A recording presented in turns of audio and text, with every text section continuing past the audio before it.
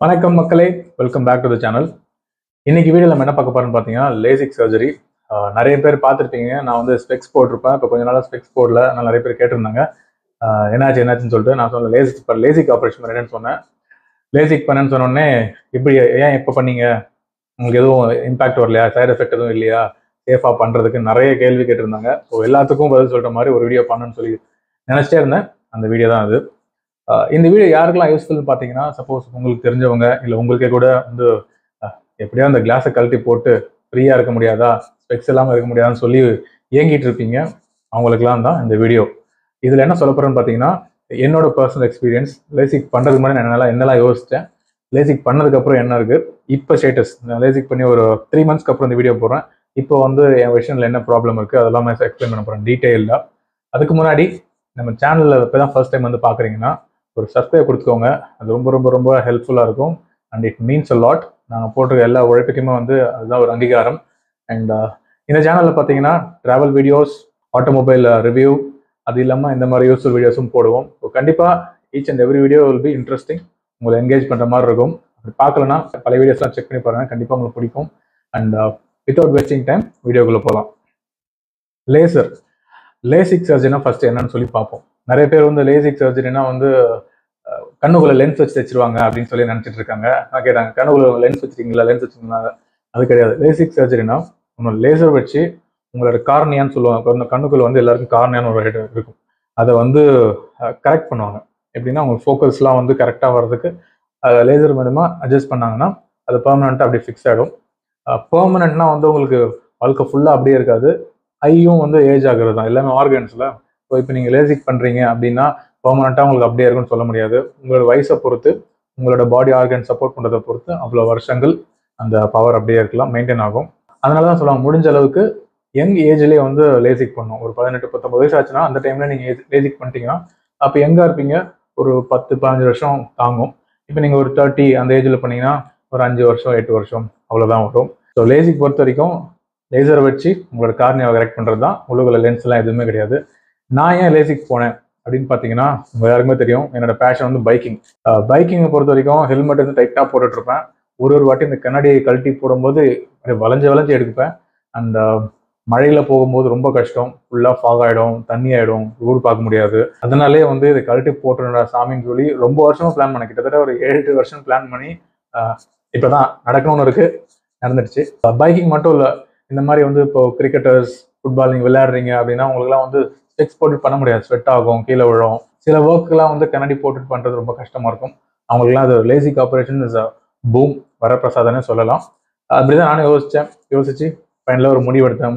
இது யோசிக்கிறதுக்கு முன்னாடி வந்து நிறைய ரிசர்ச் பண்ணேன். இந்த மாதிரி லேசிக் பண்ண சைடு எஃபெக்ட்ஸ் என்ன, அதெல்லாம் இந்த வீடியோவில் பார்ப்போம். அண்ட் லேசர் ஆப்ரேஷன் பண்ணதுக்கப்புறம் எனக்கு ஒரு சின்ன ப்ராப்ளம் இருக்குது, அதையும் அந்த வீடியோவில் சொல்கிறேன். ஸ்கிப் பண்ணாமல் ஃபுல்லாக பாருங்கள், ஸோ தட் உங்களுக்கு ஒரு ஐடியா கிடைக்கும். ஸோ லேசிக் பண்ணுறதுக்கு பெஸ்ட் ஏஜ் என்ன அப்படின்னு கேட்டிங்கன்னா 18 ஆன உடனே பண்ண சொல்லுவாங்க.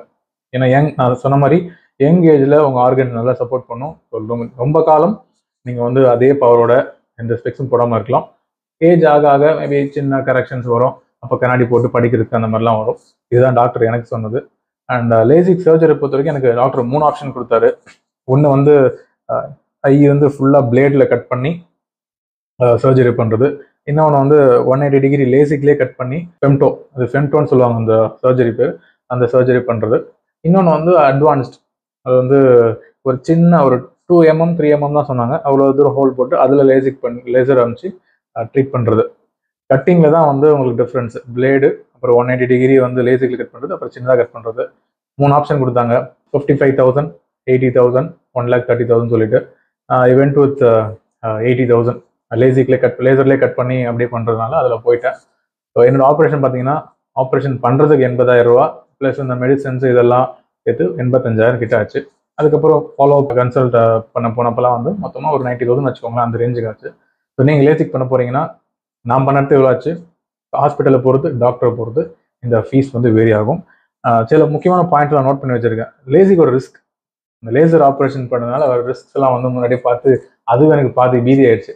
என்னன்னு பார்த்தீங்கன்னா, இந்த லேசர் டெக்னாலஜி இந்த கண்ணில் சர்ஜரி பண்ணுறது வந்து ஒரு லாஸ்ட் ஒரு 20 அவ்வளோ வருஷம்னு சொல்லுங்களேன், அவ்வளோதான் வந்து பண்ணிட்டு இருக்காங்க. நல்லா ஃபேமஸ் ஆகி இப்போ தான் ரீசெண்டாக ஆகிட்டு இருக்கு. ஸோ நமக்கு ஏதாவது ஒரு ஆப்ரேஷன், ஒரு நோயின்னு பொறுத்தீங்கன்னா அதுக்கு வந்து டெஸ்டிங் முதல்ல பண்ணணும். பல வருஷத்துக்கு முன்னாடி டெஸ்ட் பண்ணி அதுக்கப்புறம் தான் வந்து ஒரு ஸ்டாண்டர்டான ஒரு மருந்தெல்லாம் கண்டுபிடிப்பாங்க. அது மாதிரி தான் லேசிக்கும். நிறைய நிறைய நீங்கள் பண்ண அதோட சாம்பிள்ஸ் எல்லாம் கலெக்ட் பண்ணி ஃபைனலாக ஓகே இதுதான்ப்பா பர்ஃபெக்ட் ப்ரொசீஜர் அந்த மாதிரி வரும். ஸோ வந்து ப்ரொசீஜர் இஸ் பர்ஃபெக்ட், பட் இதோட ரிசல்ட் என்ன, எவ்வளோ வருஷத்துக்கு இந்த லேசிக் தாங்க, அதோட சைட் எஃபெக்ட்னு சொல்லிட்டு கம்ப்ளீட் ஸ்டடி யார்கிட்டையுமே கிடையாது. அதுதான் அதோட பெரிய ட்ராபேக். அண்ட் செகண்ட் திங் பார்த்தீங்கன்னா, இது லேசிக் வந்து ஒன்ஸ் நீங்கள் ஐயை வந்து சர்ஜரி பண்ணி க்ளோஸ் பண்ணிட்டாங்கன்னா ஒவ்வொருத்தவங்க ஒரு இண்டிவிஜுவலை பொறுத்து சைடு எஃபெக்ட்ஸ் வரும். ஸோ அந்த சைடு எஃபெக்ட்ஸ் வந்து எனக்கு இருக்கு, அது என்னன்னு சொல்லி சொல்றேன். சப்போஸ் சில பேருக்கு வந்து ஐஸ் வந்து ட்ரை ஆகிட்டு இருக்கும் பயங்கரமா, சில பேருக்கு வந்து ஒரு மாதிரி நைட்ல ஓட்டும் போது கிளார் ஒரு மாதிரி இருக்கும், பிளர் ஆகும். அப்புறம் நம்ம சின்ன வயசுல அந்த கெலடோஸ்கோப், இந்த ப்ரிசம் தெரியுமா, லைட்டு 7 வண்ணமா வந்து ரிஃப்ளெக்ட் ஆகும் தெரியுமா, சில பேருக்கு லைட்டு பார்த்தா அந்த மாதிரி ஆகும். இந்த மாதிரி சைடு எஃபெக்ட்ஸ்லாம் வர வாய்ப்புகள் இருக்கு. அது வந்து ஒவ்வொரு இண்டிவிஜுவலை பொறுத்து இருக்கு.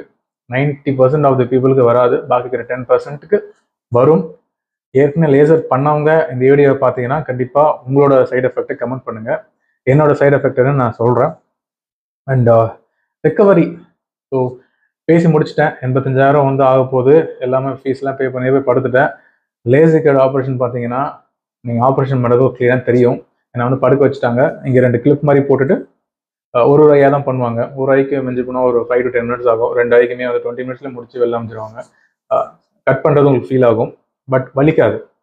உங்களுக்கு என்னன்னா வந்து கட் பண்ணதெல்லாம் ஃபீல் ஆகும், பட் வலிக்காது. என்ன பண்ணுறாங்கன்ற மாதிரி கிளியராக தெரியும். அவங்க வந்து ஒரு லைட்டு பாஸ் பண்ணிட்டு இது பாருங்க அப்படின்னு சொல்லுவாங்க. நீங்கள் பார்க்க அவங்க கரெக்ட் பண்ணிடுவாங்க. நான் பண்ணவனு பேசிட்டே இருந்தேன், இந்த சர்ஜரி பண்ணும்போதே பேசிட்டு இருந்தேன். நான் கரெக்டாக கோஆப்ரேட் பண்ணுறேன்னா, பக்காவாக இருக்கா, எதுவும் பிரச்சனை இல்லையா அப்படின்னு சொல்லிட்டு. என்னன்னா ஒரு வாட்டி அந்த கட் பண்ணி எனக்கு பண்ணும்போது வந்து நெஞ்சு மாதிரி படப்படன்னு ஆயிடுச்சு. நம்ம கண்ணில் ஏதோ பண்ணுறாங்களே, நமக்கு முன்னாடி எக்ஸ்பீரியன்ஸ் இல்லையா, பண்ண படப்படன்னு ஆயிடுச்சு. டாக்டர் சொல்லிட்டேன், டாக்டர் ஒரு மாதிரி படப்படன்னு இருக்கு டாக்டர் அப்படின்னு சொன்னேன். ஓகே ஒன்றும் இல்லை நாங்கள். பட் அது மட்டும் ஆச்சு. But apart from that every thing vent smooth. 20 minutesல வெளில கூட்டு வந்துட்டாங்க. வெளில கூட்டு வந்ததுக்கப்புறம் எப்படி இருக்குன்னு பார்த்தீங்கன்னா, கண்ணை ஓம முடியாது. கண்ணோடையே ஃபுல்லாக க்ளோஸ் பண்ணி வச்சுக்கோங்க. நாங்கள் மைல்டாக பாருங்க, ஏன்னா வந்து கிளாஸ் போட்டிருப்பாங்க, கண் அருவும். கட் பண்ணி அப்போ தானே க்ளோஸ் பண்ணியிருக்காங்க, கண் ஒரு மாதிரி அரிக்கிற மாதிரி இருக்கும், கண்ணை சொரிஞ்சிடலாமான்லாம் தோணும். கம்ப்ளீட் 3 days ரெஸ்ட் எடுக்க சொல்லியிருந்தாங்க. என்னை வந்து 3 daysக்கு அப்புறம் தான் நீங்கள் வந்து சிஸ்டம் இல்லை மானிட்டர்லாம் பார்க்குறது. இப்போ டெக்னாலஜி அட்வான்ஸ் ஆச்சு. 3 நாள்லேயே வந்துடுறாங்க. முதல்லலாம் வந்து 2 weeks பார்க்கக்கூடாது, 10 days பார்க்கக்கூடாதுன்னு சொல்லுவாங்க. பட் இப்போ 3 daysக்கு அப்புறமே வந்து டிவிலாம் உட்காந்து தள்ளி பார்க்க ஆரம்பிச்சிட்டேன். பட் எவ்வளோக்கு எவ்வளோ உங்கள் கண்ணுக்கு நீங்கள் ரெஸ்ட் கொடுக்குறீங்களோ அவ்வளோக்கு அவ்வளோ நல்லது. கம்ப்ளீட்டாக மொபைல் எல்லாம் சுவிட்ச் ஆஃப் பண்ணி தூக்கி போட்டுட்டு ஒரு 1 week ரெஸ்ட் எடுங்க. கண்ணு நல்லா சூப்பராக க்யூர் ஆகும். ஒரு 5 drops கொடுத்தாங்க. எவ்ரி 2 hours 3 hours அந்த இன்டர்வல் மாற்றிட்டே இருப்பாங்க. முதல் வாரம் வந்து எவ்ரி 3 hours விடுங்க, அடுத்த வாரம் வந்து எவ்ரி 5 hours விடுங்க, அப்புறம் twice a day விடுங்க, அந்த மாதிரி மாற்றிப்பாங்க. ஸோ மெடிசன்ஸ்லாம் வந்து நார்மலாக கொடுத்தாங்க. நவ் உங்களுக்கு வந்து இந்த சர்ஜரி பண்ணதுக்கப்புறம் எனக்கு நிறைய தாட்ஸ் வரும். எப்படின்னா வந்து இட் ஹேஸ் டு அடாப்ட். உங்கள் கண்ணு வந்து உங்கள் பிரெயின் வந்து அடாப்ட் ஆகணும். ஏன்னா இவ்வளோ வருஷமா வந்து நம்ம கண்ணு வந்து சரியில்லைன்னு சொல்லி நம்ம பிரெயினுக்கு வந்து ரெஜிஸ்டர் ஆயிடுச்சு. ஸோ அது என்ன பண்ணும், நமக்கு ஏதோ நல்லா தெரியும், நமக்கு தெரியலையோ, கரெக்டாக இருக்கா அப்படின்னு யோசிப்போம். அதே மாதிரி வந்து எனக்கு என்னன்னா வந்து ஒரு நார்மல் விஷன், நான் டெஸ்ட் பண்ணும்போதெல்லாம் எனக்கு வந்து நார்மல் விஷன் பக்காவாக இருக்குது. எல்லாமே டாக்டர் சொல்லிட்டாங்க இது ஒரு நார்மல் ஹியூமனுக்கு எப்படி இருக்குமோ அதான் இருக்கும்.